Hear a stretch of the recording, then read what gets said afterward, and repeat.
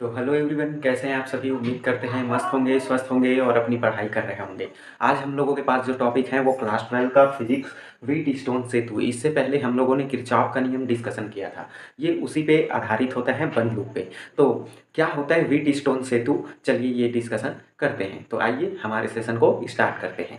तो व्हीटस्टोन सेतु जो होता है 4 प्रतिरोधों से मिलाकर बनाया जाता है, जो कि चतुर्भुज भुज रूप में क्या होता है, व्यवस्था स्थापित किया जाता है। इसे इंग्लैंड के प्रोफेसर व्हीटस्टोन ने क्या किया, इसकी व्यवस्था जो है बनाया, और इसकी सहायता से हम किसी अज्ञात प्रतिरोध का ज्ञात अज्ञात प्रतिरोध ज्ञात करते हैं। ठीक है, तो इसके बाद हम लोगों के पास जो 4 प्रतिरोध होता है उसकी व्यवस्था बनाया जाता है, जिसमें अज्ञात चालक का प्रतिरोध ज्ञात किया जाता है। ठीक है, हमारे पास जो चालक होते हैं वो क्या होता है, अज्ञात, हमें पता नहीं होता, उनका प्रतिरोध हमें निकालना होता है। तो इसका सिद्धांत ये बोलता है कि 4 प्रतिरोध आप कोई सा भी ले सकते हैं। पी क्यू आर एस जो होता है 4 प्रतिरोध यहाँ हम लोगों ने लिया है। ये डायग्राम में आप देख सकते हैं, पी क्यू आर एस। ठीक है, ये एक बैटरी से कनेक्ट होता है ई, और इसमें धारा आपके पास आई प्रवाहित होता है।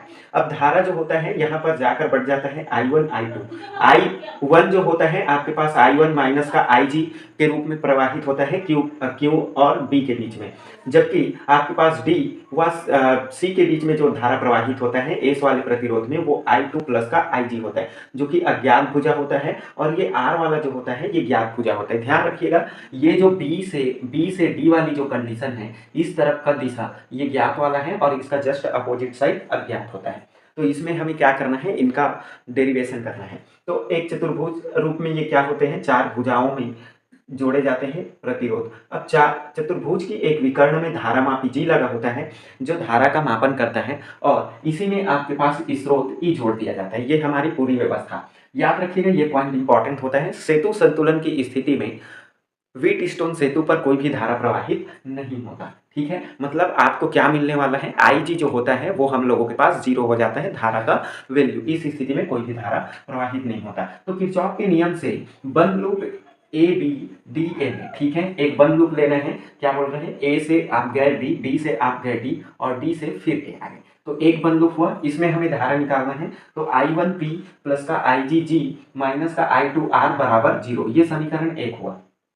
उसके बाद याद रखिएगा, जहाँ जी जो होता है धारा मापी का क्या होता है, प्रतिरोध होता है हम लोगों के पास। फिर दूसरा बंद लूप लेना है बी सी डी बी में, जस्ट अपोजिट वाला बंद लूप। तो यहाँ धारा हम लोगों को मिलता है I1 माइनस का IG इंटू का Q minus I2 plus IG into का S माइनस होगा G into IG is equal to 0।